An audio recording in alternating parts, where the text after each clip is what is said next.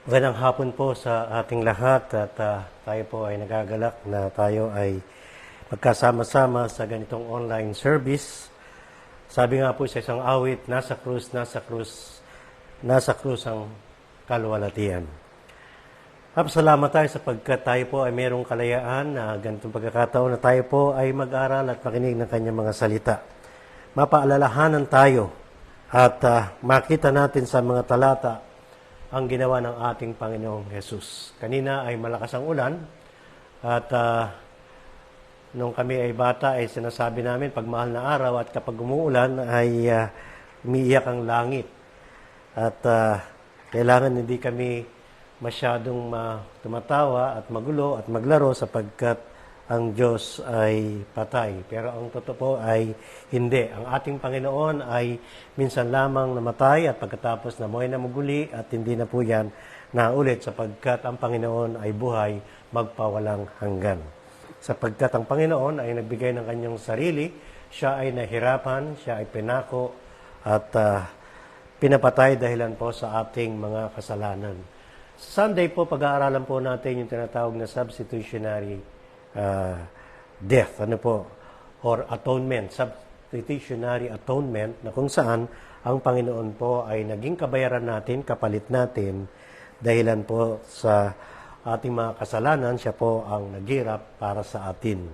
Ngayong Biyernes Santo or Good Friday or Holy Friday ay naalala po natin ang kanyang ginawa doon sa krus ng Kalbaryo na paghihirap para sa atin.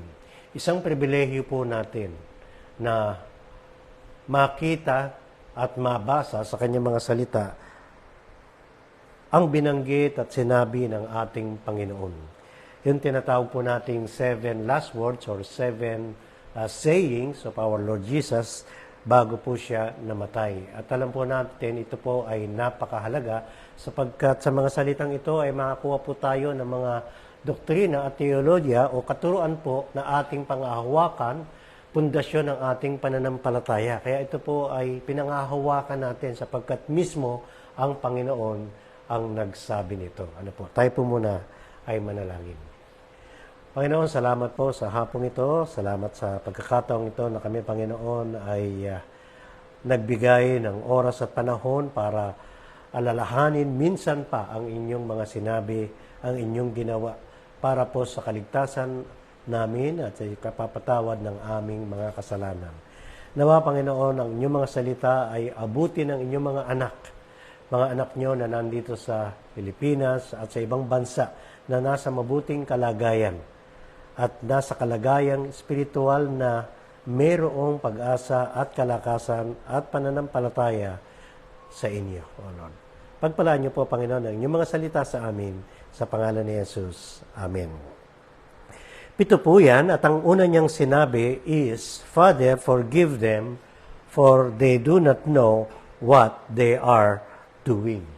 Kaya po, kung titingnan natin, dito pa lamang sa talata, ang pwede nating masabi ay ang pagbibigay ng Panginoon muli ng kapatawaran o yung tinatawag na forgiveness. Naalala po ninyo, yung forgiveness na yan, dati kinu-question siya ng mga religious leaders or mga Pharisees. Kasi ang sabi, saan niya kinukuha yung kapangyarihan na siya ay magpatawad ng mga kasalanan. Pero ang ating Panginoon po ay Diyos at nagkataong tao. Siya po ay Diyos at meron po siyang karapatan at kapangyarihan na magpatawad ng ating mga kasalanan. Kaya yung una pong last word, ay yung unang salita na sinabi ng ating Panginoon dito sa 7 last words, masasabi po natin ay napakaganda sapagkat ito ay sinabi niya doon po sa isang kriminal o sa isang makasalanan. Ang sabi po sa mga talata, Lucas 23, 33 hanggang 36, when they came to the place called the Skull, there they crucified him, and the criminals, one on the right and on the other on the left. But Jesus was saying, Father, forgive them, for they do not know what they are doing. And they cast lots, dividing up his garments among them. And the people stood by, looking on, and even the rulers are sneering or mocking at him, saying, He saved others, let him save himself. If this is the Christ of God, His chosen one, the soldiers also mock Him. Ito pong kalagayan ng ating Panginoon. Bukod po doon sa mga kriminal na sa kanyang kaliwa at nasa kanyang kanan, ang mga alagad at ang mga tao, at ganun din po yung tinatawag ng mga religious leaders, ang lahat po ay nagtutunghayaw sa ating Panginoon. They mock Him, they sneer Him at Him. At sinasabi po na siya ay nagligtas ng iba at nagpagaling ng iba, at ang sabi niya, bakit hindi niya iligtas ang kanyang sarili? At sa ganitong kalagayan ay binanggit po ng ating Panginoon, Father, forgive them, for they do not know what they are doing. Marahil alam po natin ang kalagayan ng ating Panginoon sapagkat siya po ay nagkatawang tao, at sa mga ganitong pagkakataon na kung saan siya po ay nasa huling oras ng kanyang buhay at napakatindi ng kanyang kahirapan at karanasan, at alam po natin physically kung ano ang ginawa sa kanya ng mga Roman soldiers, hindi lamang po hagupit, maging dun po sa tinatawag sa kanyang koronang tinik, at mula po nung kanyang kargahin at dalhin yung kanyang krus hanggang dito po na siya po ay ipako, sa gitna ng magnanakaw, makikita po natin na napakalaki ng kanyang paghihirap. At hindi lamang po pisikal, maging yung kanyang kalooban, sapagkat makikita po natin siya po ay tinutungayaw at hinihiya ng maraming tao na kung saan ay gustong makita yung kanyang kapangyarihan, gustong ipruweba sa kanila na siya po ay isang talagang Mesaya o Kristo o tagapagligtas at Diyos na nasa harap nila. Pero makita natin ang ating Panginoon po ay nagtimpi, siya po ay kalmado, siya po ay tahimik, bagkos ang lumabas po sa kanyang bibig ay ang pagpapatawad. At ang sinabi niya, Ama, patawarin mo sila sapagkat hindi nila alam ang kanilang ginagawa. Actually po makikita natin ang Panginoon sapagkat alam niya ang lahat ng bagay, alam niya ang puso at kaisipan ng tao. At ang ating Panginoon, sinabi niya, hindi nila alam ang kanilang ginagawa. Kapag ang isang tao ay walang pananampalataya at pagkakilala sa Diyos, sigurado po na hindi natin at hindi alam ng taong yan ang kanyang ginagawa. Minsan, meron tayong mga term na kung saan siya ay nadidilima ng isip o kaya ay siya ay kumikilos at gumagawa na labas sa kanyang sarili. Ibig sabihin, hindi niya alam ang kanyang ginagawa. At sa mga ito ay sapagkat hindi sila nanalig at sumampalataya sa ating Panginoon. Kaya naman, ang kanilang ginagawa, na tulad ng sinabi ng ating Panginoon, ay labas sa kanilang sarili at hindi nila alam ang kanilang ginagawa. Ang ibinigay ng Panginoon sa kanila ay kapatawaran. Kaya ang sabi niya, Father, forgive them, for they do not know what they are doing. Kung i-apply naman po natin sa ating mga anak ng Diyos, dahilan po sa tayo po ay sumampalataya sa ating Panginoon at kumilala sa Kanya, ay marapat lang na talagang dapat tayo ang unang masasabihan na alam natin ang ating mga ginagawa. Sensitibo tayo sa ating mga kamalian, sensitibo tayo sa ating mga kasalanan, sensitibo tayo kapag tayo po ay hindi lumalakad sa pananampalataya. Sensitibo tayo sa ating mga kasalanan kapag gumagawa tayo ng bagay laban sa Diyos at maging sa ating mga kapatid at sa ating kapwa. Sapagkat tayo po ay napatawad na sa ating mga kasalanan. Sila ay hindi pa sapagkat sila po ay hindi kumilala at nananalig at sumasampalataya sa ating Panginoon. Tayo po ay nakatanggap na ng biyaya sapagkat tayo po ay nilinis na at pinatawad na sa lahat ng ating mga kasalanan. At pagkatapos po nun, tayo po ay binigyan ng banal na Espiritu at sa ating pagtunghay sa kanyang mga salita, ay masabi po natin, tayo po ay tinuturuan ng kanyang mga katotohanan.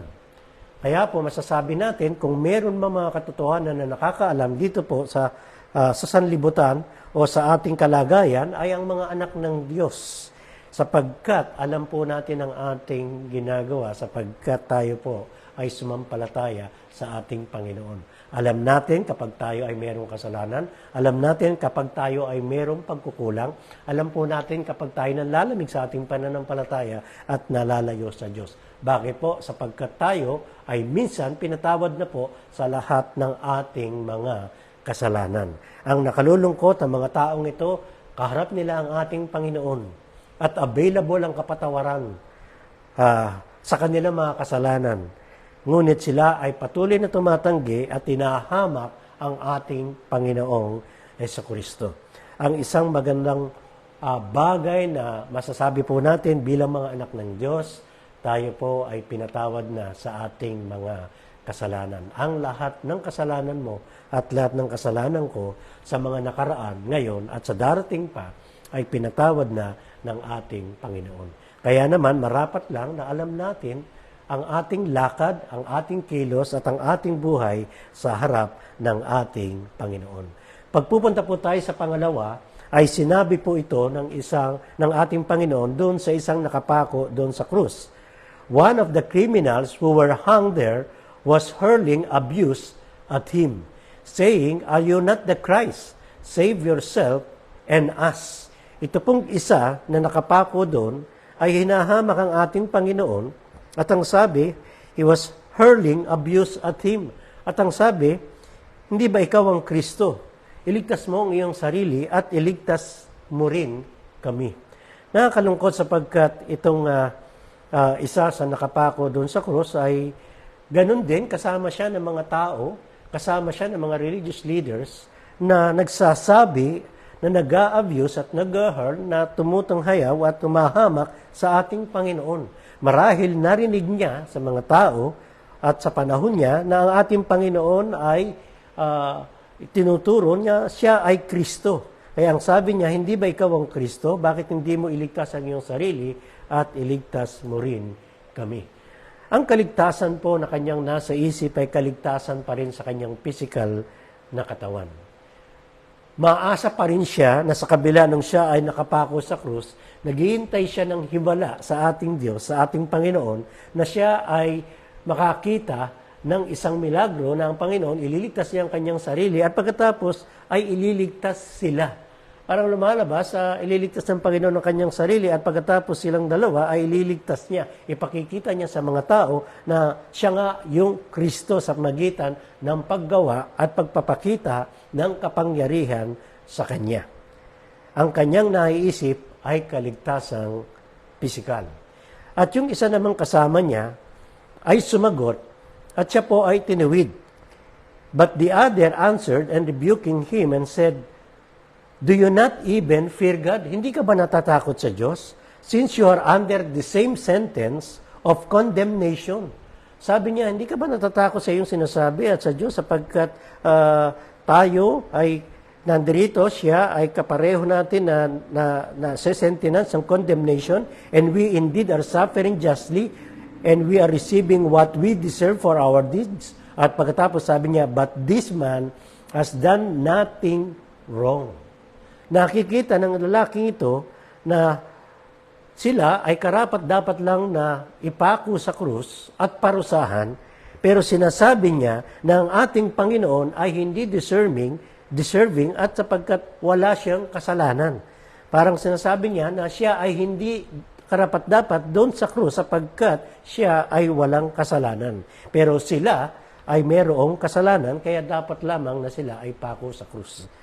Makikita po natin sa sinasabi ng lalaking ito na nakapako sa krus na nakikita niya yung kanyang pagkakamali. Marahil ang taong ito ay napag-isip-isip niya na ito ang kanyang huling araw at huling oras at nakita niya marahil yung kanyang mga kasalanan. Na ang sabi niya, since nandoon siya, dapat lang na siya ay parusahan. Nakita niya ang kanyang sarili sa harap ng ating Panginoon at pagkatapos nakita rin niya kung sino ang ating Panginoon sapagkat ang sabi niya, ang taong ito ay walang kasalanan. Sapagkat sila ay karapat-dapat na parusahan lang, pero ang pinarusahan kasama ang ating Panginoong Yesus na wala namang ginawang kasalanan. At pagkatapos sinabi niya, sa ating Panginoong Yesus, Jesus, remember me when you come in your kingdom.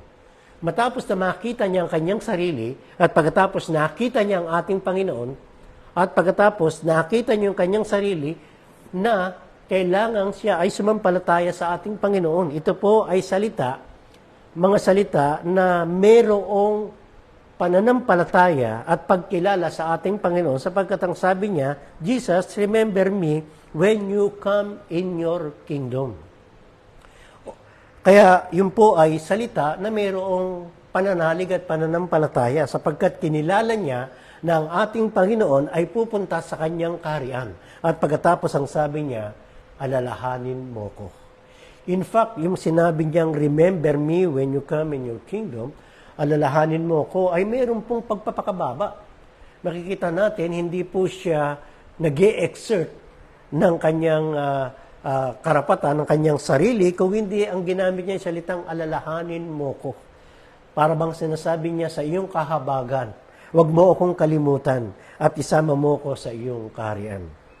At sinabi ng ating Panginoon, ito na po yung pangalawa na sayings ng ating Panginoon, truly I say to you, today you shall be with me in paradise. Kaya po ang lalaking ito ay merong kaligtasan, merong pong salvation, sapagkat ang nagsabi ay ang ating Panginoong Hesukristo. Nakita po natin ang ating Panginoon, yung kanyang kapangyarihan at karapatan, na sinabi niya na ngayon isasama kita sa paraiso. Isasama ang lalaking ito sa kanyang kaharian. Kaya meron po siyang tinatawag na assurance of salvation, because the Lord Jesus Himself promised him na he will be taken to paradise. He will be with him. Sasama po siya ng ating Panginoon doon sa paraiso. Kaya po ang kaligtasan natin ay sa kahabagan at pananampalataya lamang, mga kapatid. Hindi po sa ating sariling gawa. Hindi po sa ating sariling pagsisikap. Hindi rin po sa ating simbahan at sa maraming kaparaanan. Ang tanging paraan lamang po ng kaligtasan ay ang kapatawaran ng ating Panginoon, at pagkatapos po yung pagsabi, pananampalataya natin sa ating Panginoon na magsasabi sa atin na ngayon din tayo ay dadalhin niya sa kanyang paraiso. Yan po ay paulit-ulit na masasabi natin na ang lahat ng sumampalataya sa ating Panginoon ay merong buhay na walang hanggan.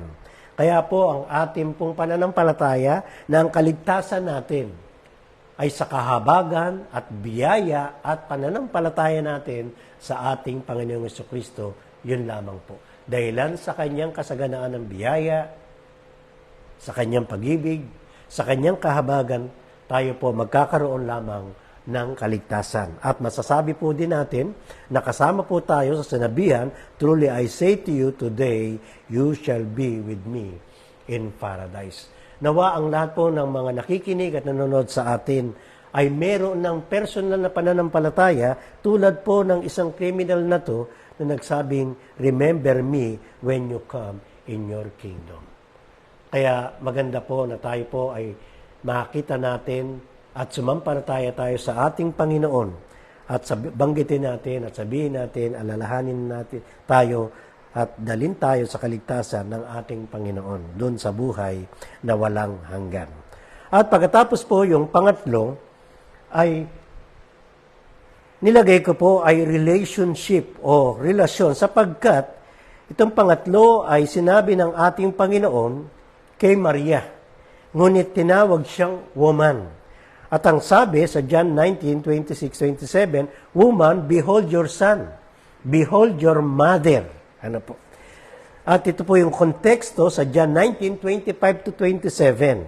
But standing by the cross of Jesus were his mother. So si Maria po yun. And his mother's sister.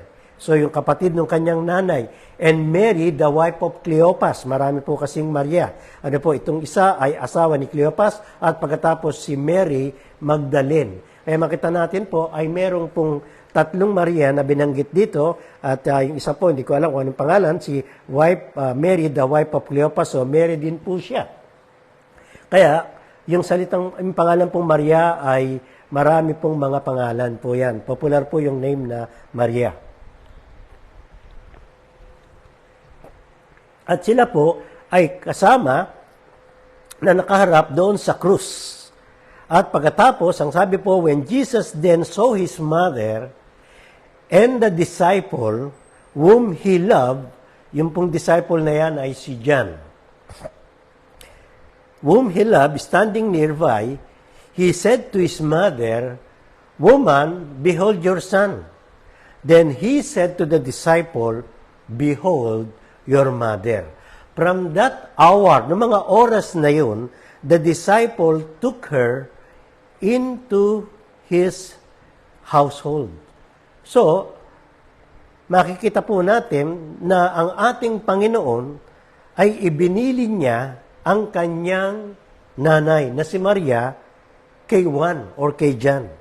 Kaya ang sabi niya, doon kay Maria, "Woman, behold your son." Narito ang iyong anak. At sinabi niya naman kay John, "Anak, nandirito ang iyong nanay." At pagkatapos po nun, si John ay dinala niya na doon sa kanyang bahay. Siya na po ang nag-alaga. Makita po natin dito bakit ginawa ito ng ating Panginoon. Ang malalim po na kahulugan ay matatapos na po ang kanyang relasyon sa kanyang nanay physically, sapagkat siya po ay mamamatay at pagkabuhay na maguli ay siya po ay aakyat na pagkatapos na ng 40 days sa kanyang kaharian.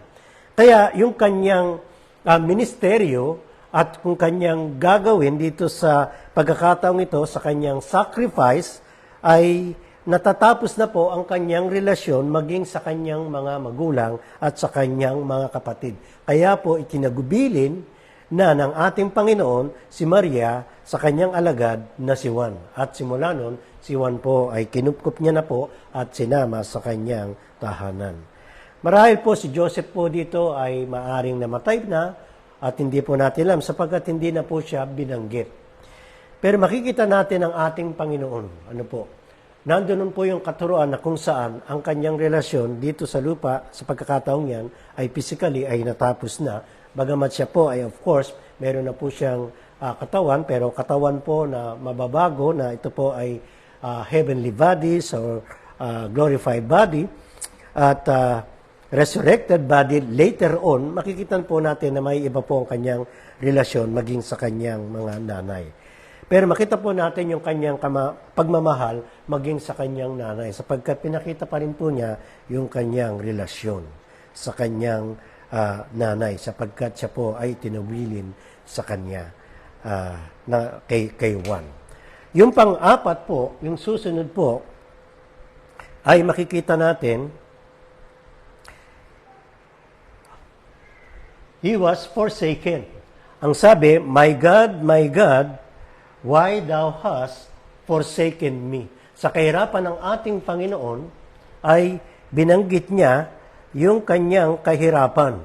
Sa Matthew 27:46, bakit po yan nabanggit ng ating Panginoon?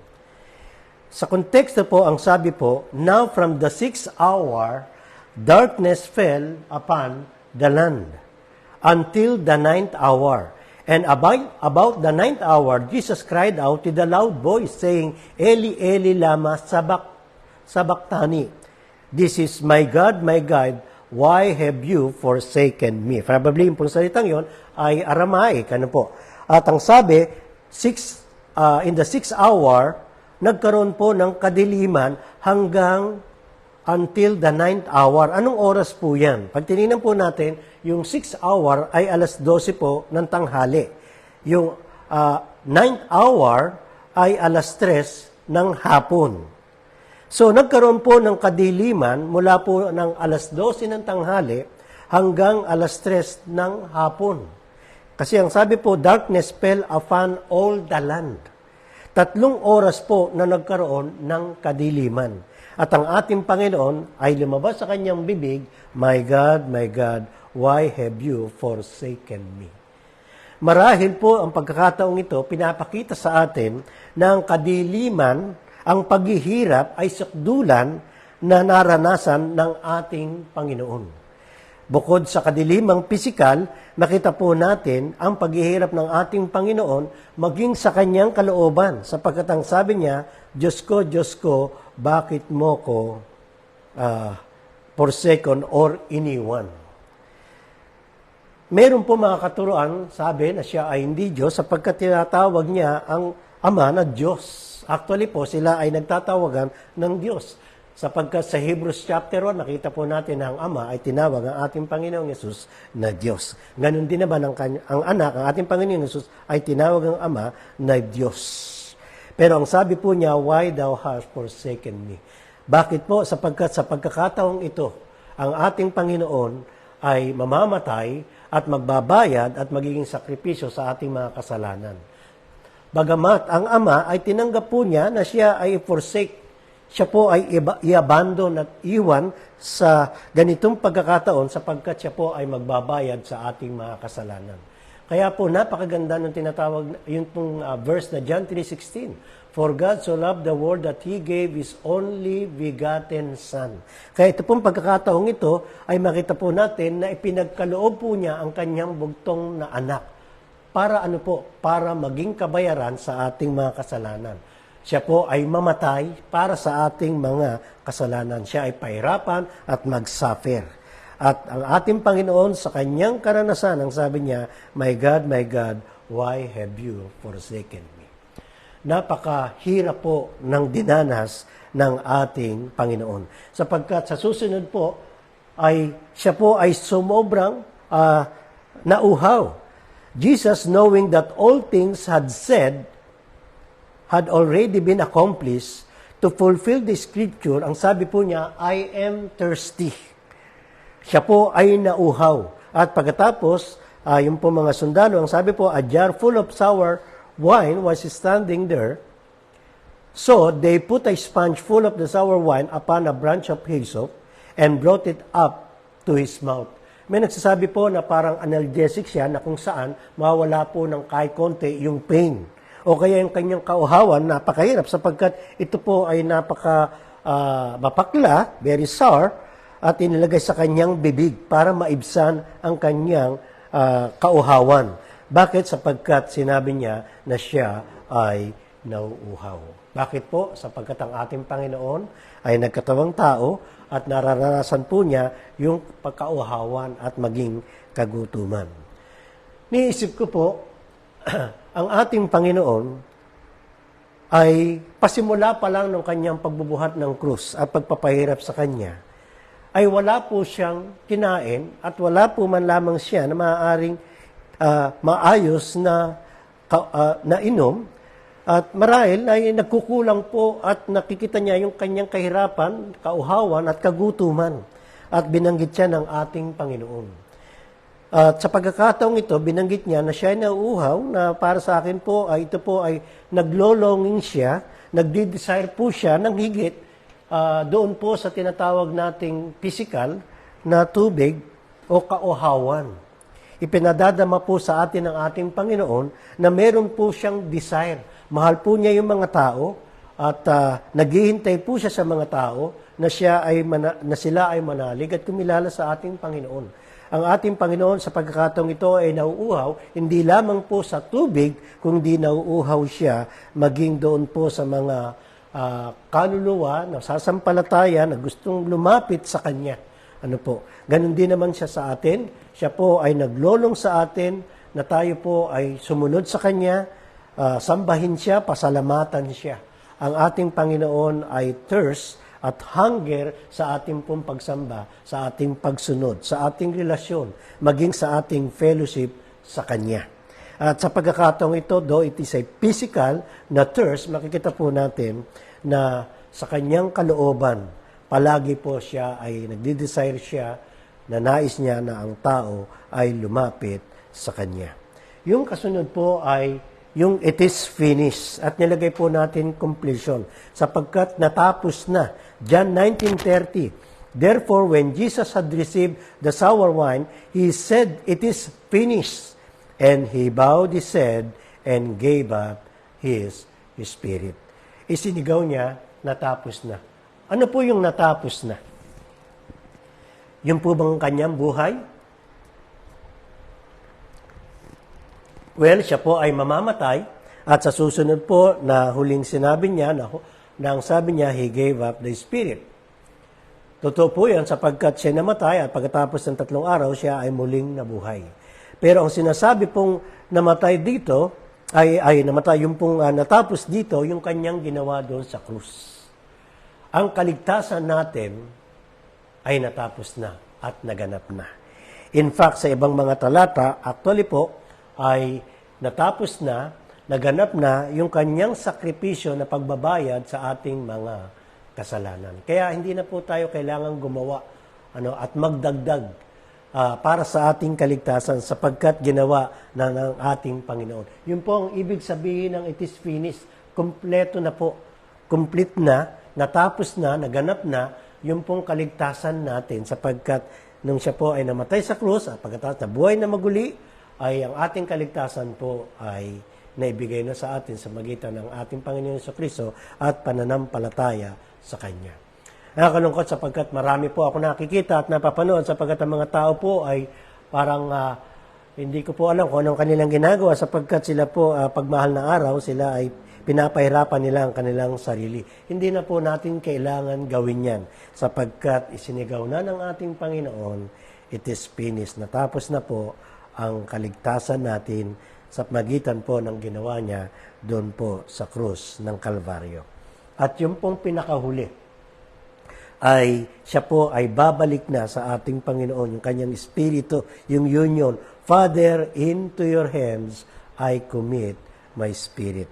Sa talata pong yan, sa 23, 44 to 47, it was now about the 6th hour, and darkness fell over the whole land until the 9th hour, because the sun was obscured, and the veil of the temple was torn into two. And Jesus, crying out with a loud voice, said, Father, into your hands I commit my spirit. Having said this, at ang sabi po, he breathed his last.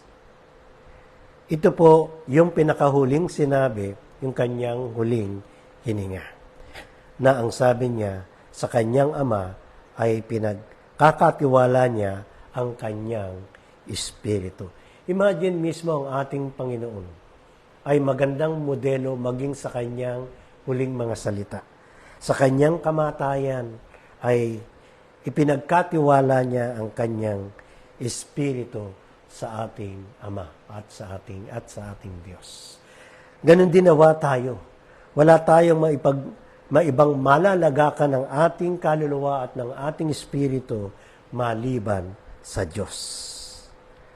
At pagkatapos po sa bandang huli, bilang hamon sa atin, itong isang centurion na nakita ang lahat na nangyari sa ating Panginoon. Kasi po ang sabi, now when the centurion saw what had happened, he began praising God and saying, certainly, this man was innocent.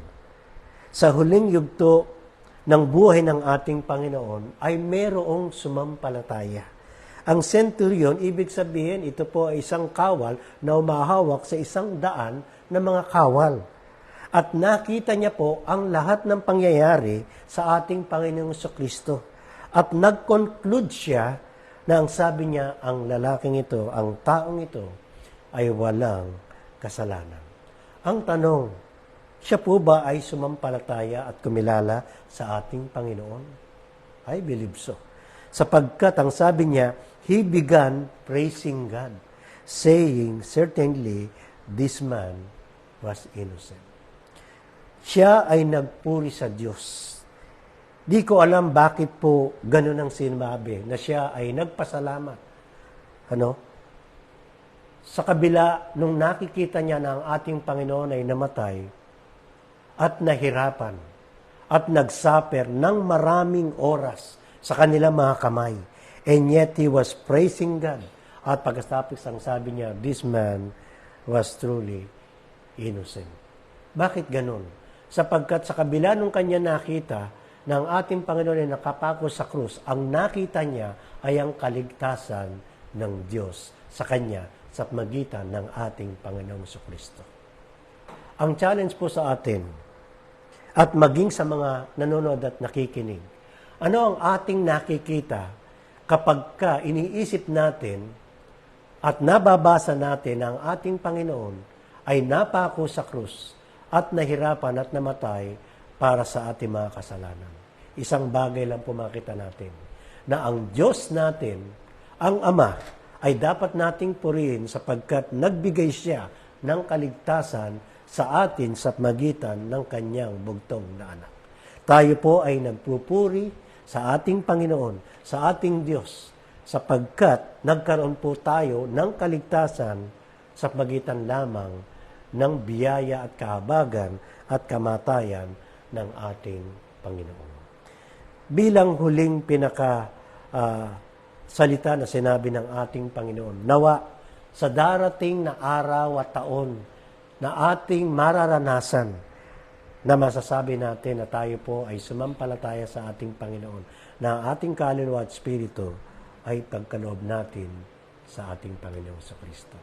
Purihin po natin at sambahin ang ating Panginoon sa oras na to at maging sa araw na lalalabi ngayon pong inaalala natin ang kanyang paghihirap at kamatayan sa atin. At pasalamatan natin siya na kinumpleto niya at tinapos niya ang kapatawaran at kaligtasan po ng ating mga kaluluwa. At dahilan po dyan, masasabi natin na tayo po ay merong kasiguraduhan ng ating kaligtasan.